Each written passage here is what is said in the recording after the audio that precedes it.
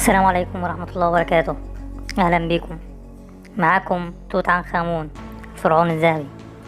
كنا اتكلمنا الحلقات اللي فاتت عن الهرم الأكبر من الداخل ومن الخارج. معادنا النهاردة نتكلم عن مجمع الهرم الأكبر من الخارج.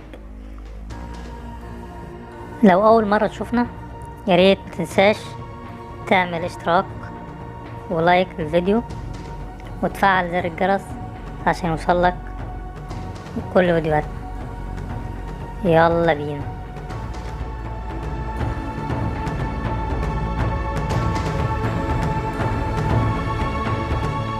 مجمع الهرم الأكبر.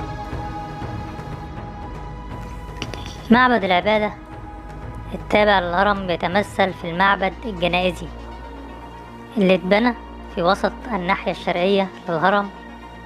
ومن معالم المعابد الجنائزية خلال الأسرة الرابعة إنها لم تكن توصل ببناء الهرم، فكانت المسافة بين المعبد الجنائزي والهرم حوالي 10 متر.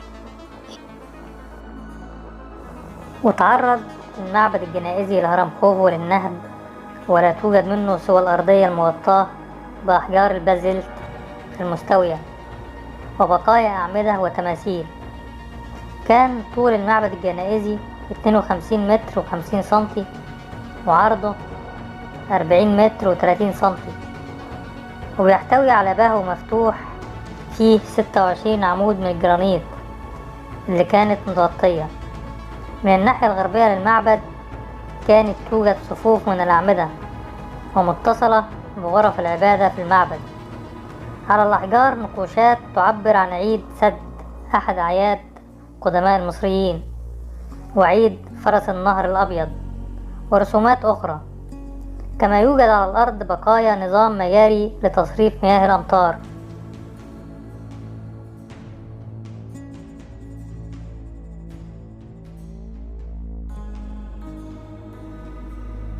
الطريق إلى معبد الوادي.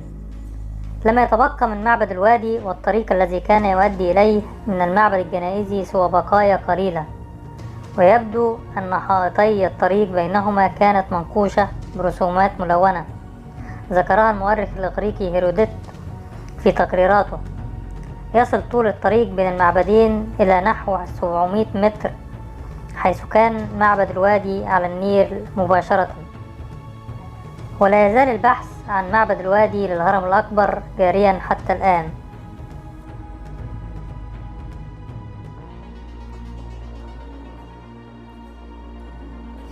الفناء والجدار المحيط. توجد على الأربعة نواهي للهرم الأكبر بقايا جدار كان يحيط بالهرم الأكبر، يبلغ عرضه بين 3 متر و15 سنتي إلى 3 متر و60 سنتي، على بعد حوالي 10 متر من الهرم. كانت أسطح الجدار مائلة ومقوسة من أعلى، وكانت أرضية هذا الفناء مغطاة بأحجار مستوية من الأحجار الجيرية البيضاء، لا يزال بعضها موجود حتى الآن. ووجد جدار تاني يحيط بالجدار الأول حول الهرم، وهو على أبعاد بين 17 متر و70 سنتي و23 متر و60 سنتي من الحائط الأول، وكان مبنيا من بقايا أحجار وملاط. وعثر على الناحية الجنوبية للهرم الأكبر على أساس جدار ثالث بين الجدار الخارجي والجدار الداخلي.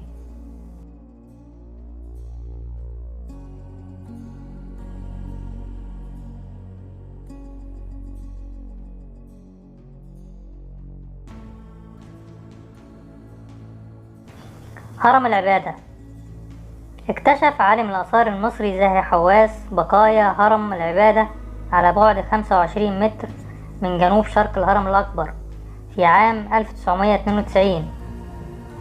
أمثال تلك الأهرامات الثانوية كانت تبنى منذ عهد بناء هرم ميدوم، وكانت تلك الأهرامات الثانوية تبنى دائما على الناحية الجنوبية من الهرم الرئيسي، وأصبح علماء الآثار يسمونها المقابر الجنوبية. ويعتقد العلماء أن تلك الأهرامات كانت لها أهمية خاصة في الطقوس الجنائزية، ولكن لا زال العلماء لا يعرفون وظيفتها بالضبط.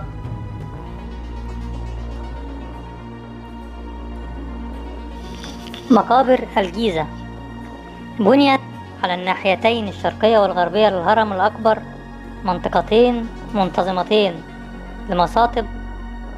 المصاطب الشرقية كانت مخصصة كقبور لأفراد عائلة الملك، والمصاطب الجنوبية كانت مخصصة للموظفين الكبار في الدولة.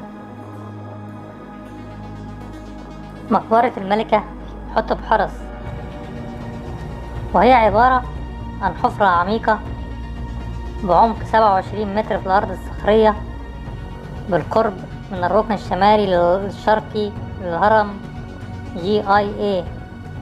الحفرة تنتهي من أسفل بحجرة كانت مخصصة لمومياء الملكة حتبحرس أم خوفو، ولكن لم تكن المومياء فيها. يرجح أن الملكة حتبحرس كانت زوجة سنفرو وهي أم خوفو. اكتشف مقبرتها عالم الآثار جورج رايستر ومجموعته العلمية في عام 1925. توجد حجرة الملكة على عمق 27 متر تحت الأرض، ووجدت فيها أمتعة وأساس وأواني أختام كثيرة للملكة، وكانت المواد العضوية المختزنة فيها قد تآكلت وبقي فقط غبار وأجزاء مهشمة. وكانت أرضية الحجرة مبعثر فيها صفائح من الذهب كثيرة كانت تغطي قطع الأساس التي كانت فيها. ولكن نجح علماء الآثار في إعادة تشكيل الأساس المذهب خلال عمل مضني، وهي تعطي صورة عن ثراء وعظمة محتويات قبر ملكي، وهي تعد أحسن ما بقي من آثار قبور ملكية من عهد الدولة القديمة. لم تسرق محتويات المقبرة، ومع ذلك فقد وجد التابوت المصنوع من الألبستر فارغا، إلا أن الأواني الكانوبية المحتوية على الأعضاء الداخلية للملكة كاملة، وحتى الآن لا يعرف تفسير لذلك. ومن المؤكد أن هذه المقبرة لم تكن المقبرة الأصلية لأم خوفو، ويبدو أنها كانت مقبرة مختفية لحماية ممتلكات الملكة من السرقة، أو أنها كانت مقبرة احتياطية.